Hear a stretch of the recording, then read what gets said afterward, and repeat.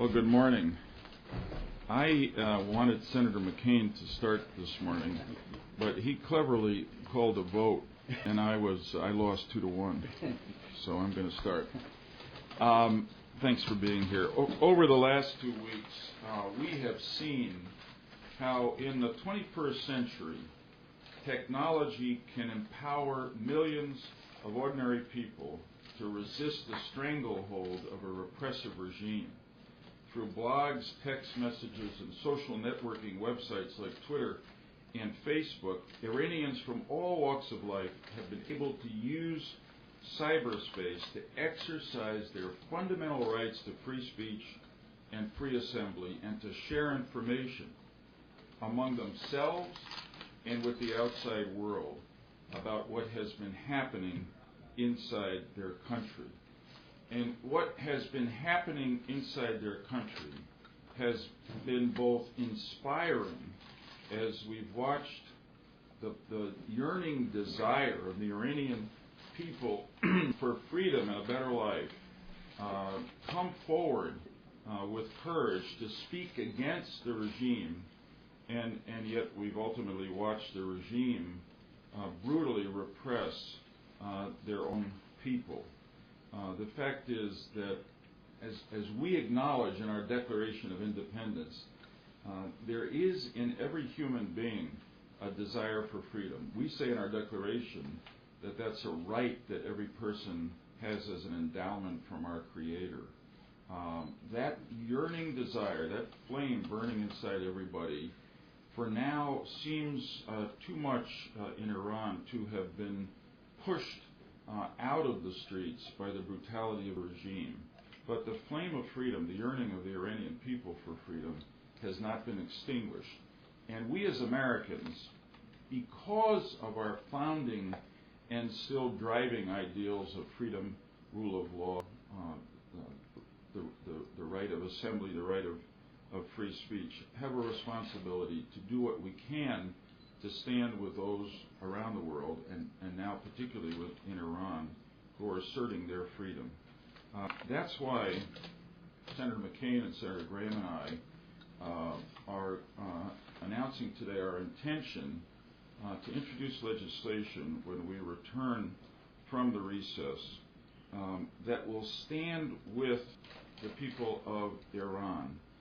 We've seen how the regime has tried to deploy new technologies to restrict its people from getting access to information, prevent its people from exercising their freedom of speech, freedom of assembly, particularly online. The Iranian government has jammed satellites and radio broadcasts, disrupted cell phone service, monitored internet use, and blocked particular websites. It's now trying to slam shut the door that a vibrant election had begun to open.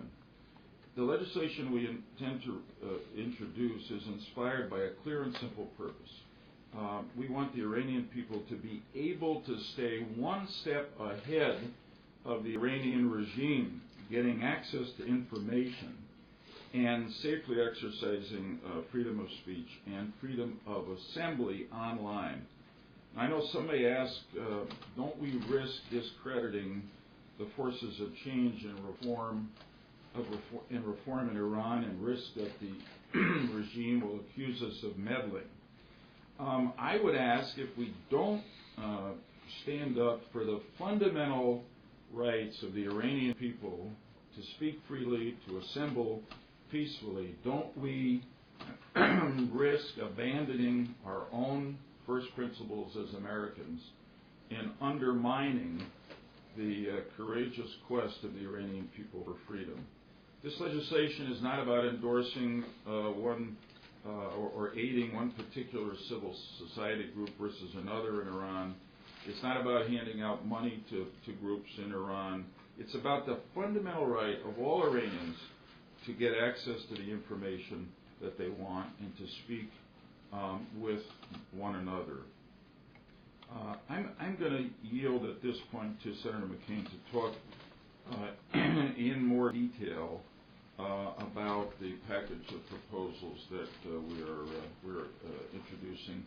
But let me say again how proud I am to stand with my two colleagues across party lines in support of the ideals that have always animated America and that we've seen powerfully on display in the streets of Iran from the people of Iran over the last 2 weeks.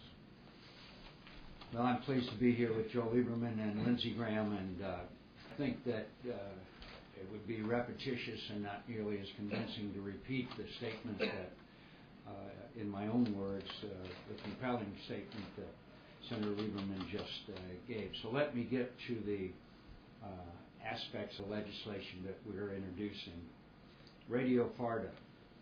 As I mentioned, Radio FARDA is part of Radio Free Europe, Radio Liberty based in Prague, and what its broadcasts isn't propaganda or even public diplomacy. Rather, its job is surrogate broadcasting, providing the Iranian people with the kind of unbiased, uncensored news and other information they would get in the event that they were living in a free society.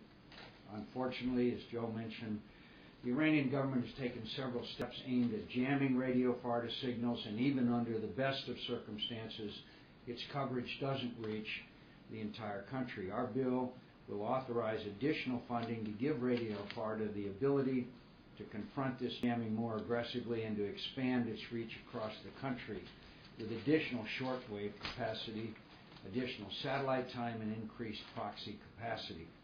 VOA Persian service. Voice of America provides 8 hours of television broadcast by satellite into Iran every day on a 24-hour loop. A few weeks ago, in response to the election, VOA added an additional hour of programming on a temporary basis. This legislation would authorize the funding to make that additional hour of programming permanent and explore adding to it. I would also add that traffic from Iran to VOA's website increased over 800% during one weekend earlier this month. That's because the Iranian people want unbiased information about what's happening in their country. The question is whether we take the steps necessary to ensure they get it. Internet activities. As Joe mentioned, Iran is one of the most wired countries in the world, and the young population of that nation has employed the Internet to exchange information, network socially, and engage in dialogue with people from the outside world. From these very reasons, the Iranian government recognizes that the Internet is a threat to its stranglehold over society and has tried to impose its repressive controls over it. The legislation would authorize funds to help ensure that Iranians have the hardware, software, and other tools to evade the censorship and surveillance of the regime online. We'd also like to examine the possibility of establishing one or more Farsi language Internet-based television channels that would broadcast news and other information. In addition, there are news reports suggesting that non-Iranian companies have helped the government in putting into place filtering regimes and methods by which the government can monitor and even track down sources of political content deemed off limits by the regime. We'll ask the U.S. government to look specifically into this and report to Congress with its finding. Cellular phone activities. Millions of Americans, and particularly young Iranians, communicate via texting on cell phones. They not only download news onto their phones, but they also report and disseminate news by sharing photographs and videos. We've seen the most dramatic illustrations of that in the last couple of weeks. For this reason, the Iranian regime has tried to disrupt and monitor cell phone networks. The bill would authorize funding to foster the spread of technologies that would make it harder for the Iranian regime to track down in this way. Human rights. Anyone who's seen even a bit of coverage of the dramatic events of recent days knows that the human rights abuses that have taken place are nothing short of appalling. There's a need to document, collect, and disseminate information about human rights in Iran, including abuses of human rights that have taken place since the presidential election. Our bill would authorize a program to do just that. That is by no means a complete list of what needs to be done.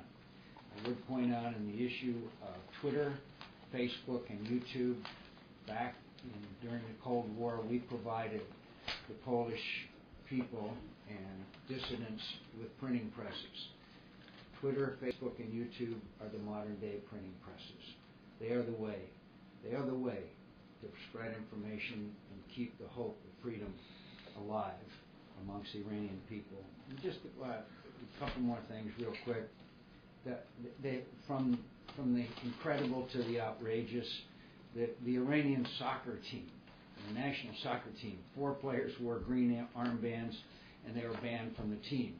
Far more concerning is public confessions, where we are seeing an old tactic that was maybe not invented, but certainly perfected by the KGB, and we saw during the days of the Soviet Union, of people who are confessing, detainees who are confessing various, what amounts to collaboration with foreign powers against the Iranian state.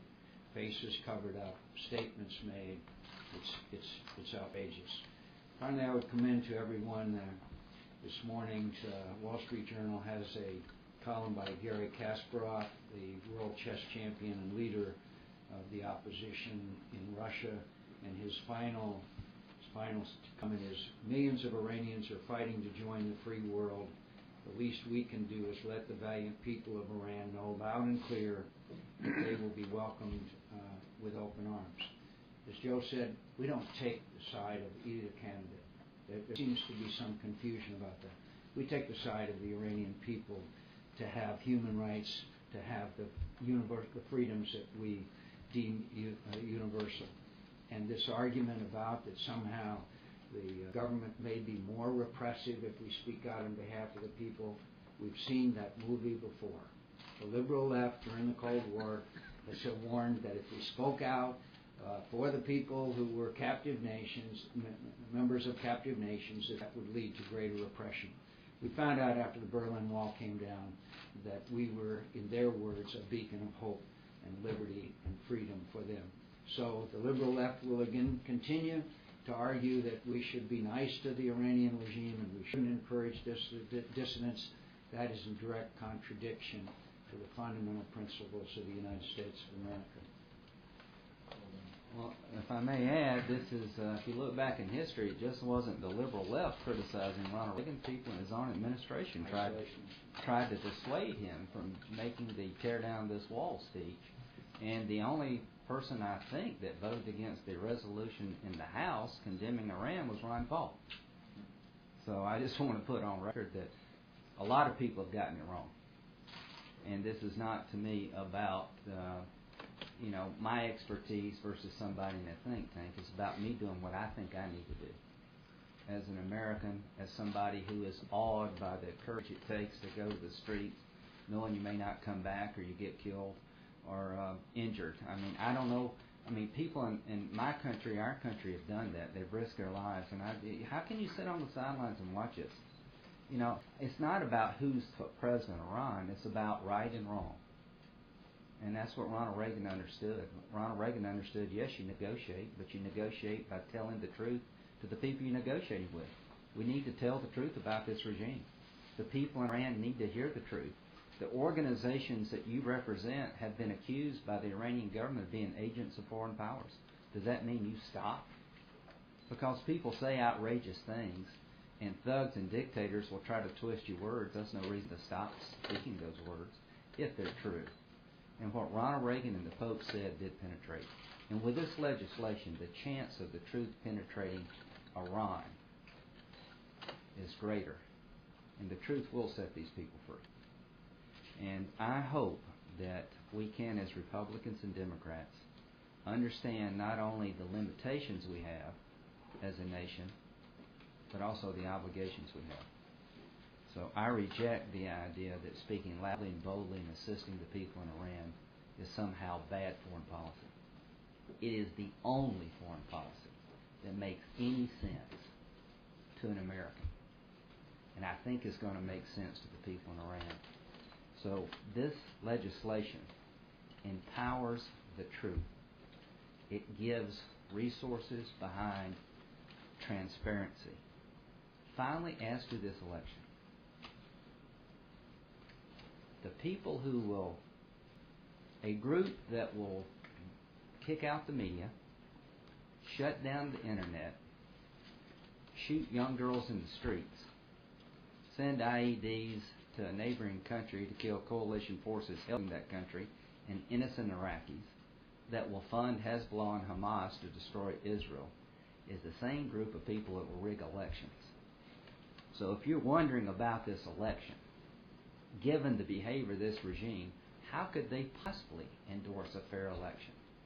So the truth is, this election was rigged, and the people in Iran are trying to speak out, and we need to help them. And this bill is a first step to what I think will be a long journey, that if we stand right, stand tall, and help, can have an outcome that will make Iran and the world a safer place. Question. Senator McCain, you've been pretty out front in calling on President Obama to make a more clear stand on his endorsement for the Iranian people. He came out on Tuesday and he did something to that effect, some would say. Would you agree that he took a more clear stand on Tuesday? Yes. Yes, I appreciate it. Now I'd like to see him follow up, including supporting this legislation and other measures to help move this process of democracy and freedom along. But I would also point out that there seems to be continued controversy about this issue of negotiating with the Iranians. The fact is that the Iranian government is now illegitimate, and we obviously want to work with any regime that will be in furtherance of United States national security interests and goals. But this is clearly an illegitimate regime, and we and the world recognizes that if we're going to have any relations with them. But I just want to add to what John has said. He makes a very important point.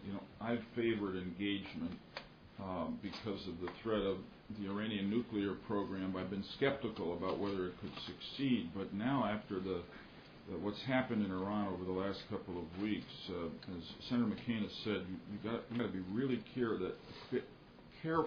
You've got to be really careful that U.S. engagement with Iran in the near term will convey legitimacy on Ahmadinejad and the supreme leader that they crave now but don't deserve based on the results of the election. I'd also say, and this kind of echoes what Sakharov said about the Soviet Union, that if a country lies to its own people about the results of an election and then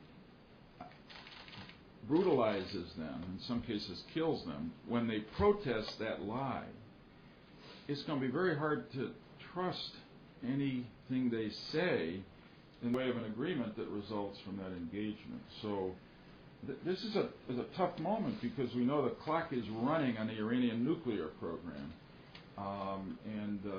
Therefore we'd like to engage with them to see if we can, by peaceful means, get them to turn away from nuclear weapons. But it's going to be very difficult now because of what this repressive regime has done to its people, and in doing it to its people has shown the rest of the world what it's really about. Lieberman, do you have any indications from Democratic leadership that they plan to move this bill through the process quickly? In other words, does it have Joe momentum? I hope it has more Joe momentum than my 2004 presidential campaign. This is just an idea that the three of us, a series of ideas the three of us have put together, and we can see from reports from Iran that the repression of the regime has had an effect, and that the number of people going out into the streets is less. The reaction yesterday of the Iranian Revolutionary Guard Corps was brutal, bloody, and therefore, as I said earlier, the freedom-loving Iranians, freedom fighters really, have been forced inside. But we want them to know that we're with them, and the best way we can be with them is with this package of assistance to them, to enable them to exercise their rights and to stop the Iranian government by technological means from repressing their rights. So I think this is a broadly acceptable package. I haven't really talked about, the short answer to your question is I haven't talked to Senator Reid yet, but I will, as we said, we're going to draft this legislation over the next week and then introduce it when we get back. Incidentally, real briefly, there are a couple of things the administration can do. I was going to ask my colleagues if they could get together and write to Secretary Clinton to ask if she would reprogram some State Department money to supplement the budget of the Voice of America and Radio Farda in the short run before this appropriation can go forward. And second, it may sound inconsequential, but I thought it was significant, encouraging that the administration withdrew the invitation to Iranian government representatives around the world to attend the 4th of July parties at our embassies. I hope our government will now reach out and invite Iranians in exile around the world, Iranian dissidents, to come to the 4th of July parties at American embassies around the world. The administration said that they will send a U.S. ambassador to Syria. Do you support this, especially with what's going on right now in Iran? I think that one of the responsibilities of the president is to make those kinds of decisions. Obviously, we'd like to know the reasons behind it, but I think that if they see a reason to do that, then I'd like to hear their reasons for doing so, but I can't just out of hand reject it. I do know that suicide bombers continue to land at the airport in Damascus and go across the border into Iraq, but we'll see. Go ahead. Thank you, Senator. Despite UN sanctions on Iran, China has quietly become the largest trading partner with the regime now, with that country now. At this point in time, all three of you, how do you feel about the role that China has played in the last month or so on this? And do you think it's time for the Obama administration to put a little bit more pressure on Beijing to... China's been unhelpful, especially in the issue of North Korea. These sanctions that were enacted by the UN, especially on the issue of stopping ships that may be carrying weapons or missiles or nuclear technology, is toothless. To follow a ship into a port, as apparently a North Korean ship is going to a port in Myanmar, you're not going to get anything out of that. I think we all know that. And I think that it's time we told the Chinese that an important part of our relationship is how they react as far as North Korea is concerned, but also as far as Iran is concerned. But I would focus a lot of my attention on China as far as North Korea is concerned. They're literally the only nation that has any significant influence on North Korean behavior. This might be one for Senator Graham. Today, Reuters is pointing out to Iran that President Ahmadinejad accused Obama of behaving like his predecessor towards Iran. Said there wasn't much point in talking to Washington unless the U.S. president apologized. He's now complaining about what Obama said on Tuesday. He said Mr. Obama made a mistake to say those things. Our question is why he fell into this trap and said things previously was used to say. So I'd just like to hear your response to that, since you had said that Obama, you thought he was too timid before. Well, I'm very proud of my president about what he said yesterday or Tuesday. What's today? Thursday. I'm very proud of what he said. I think it was the correct thing to say. And at the end of the day, anything coming out of the mouth of Ahmadinejad has to be put in perspective of who he is and what he stands for. He is diminished based on what he has done and what he has said and what he's willing to do. My president, our president, I think is emboldened by what he said 2 days ago, and the fact that he has spoke out more forcefully is encouraging to me.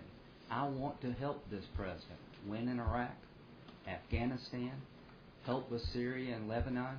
I want to help him make sure that Iran becomes a good story, not just another sad chapter in world history. So the president of Iran, who denies the Holocaust, who sits on the sidelines and watches his own people killed, and who wants to hang on to power by brutality we haven't seen since the Soviet Union days, nobody cares what he says or thinks. And my president, our president, was right to speak up Tuesday. He's right to continue to speak. He would be right to act, because history will judge the difference between what America stands for and what Ahmadinejad stands for only if we show that difference. And the President of the United States has shown that difference. Ahmadinejad's comments should be an affirmation that the president said the right thing. Amen. In other words, as I used to say about Roosevelt, we love him for the enemies he's made. Are you considering specifically any action against Nokia and Siemens that stole the surveillance technologies? We are focusing on positive ways to help the Iranian people achieve their goals through facilitating information ability, technological ability to get their message out. That's a separate issue. Senator McCain, do you think that given the repression of the protests after the election, rigging the election, that the U.S. government should continue to seek diplomatic overtures, diplomatic talks with the Iranians about their nuclear compound? I think we can continue discussions with anybody about anything. But for the President of the United States to agree to sit down across the table from an individual who is just responsible for the beating and killing of his citizens and brutal oppression and repression is certainly something that I wouldn't do. Can I just add something else? If you're going to negotiate with someone, they size you up. I'm very proud the President's spoken truth to the abuse in Iran. And now, in my opinion, when he sits down and negotiates with anyone, they will see a man who understands the world in which we live in. And by him speaking up and speaking out and leading, he will be able, in my opinion, to be more effective. And I think what he did Tuesday is going to make him stronger as he engages some of the tough problems in this world. One more question. Yeah, I'd just say on that, there's a lot of evidence that America has been interested in engaging with Iran, and this goes back to the Bush administration, and of course now the Obama administration. There's no evidence that's significant that the Iranians really want to engage with us. In fact, it's clear that the Obama administration has made initiatives trying to start the engagement within the last few months, and the Iranians have not responded. The hope has been that they would respond after the elections, but the world is different now, and as was indicated by Ahmadinejad's statement, they're much less interested in talking to us than we seem to be interested in talking to them. Senator, regarding the U.S. ambassador to Syria, are you saying that there should be conditions before sending the U.S. ambassador? I don't know what's going on in the decision-making process to do that, so I'll have to get better information before I can make a judgment. I do know that the Syrians have been sponsors of terrorist organizations. I do know that Syrians have facilitated the movement of suicide bombers through Syria into Iraq, and I know those things, so I'm very cautious. But for me to immediately condemn an action taken by the administration without knowing their rationale for it is not appropriate. I'll look forward to hearing their rationale for the decision that they made. Thank you all very much.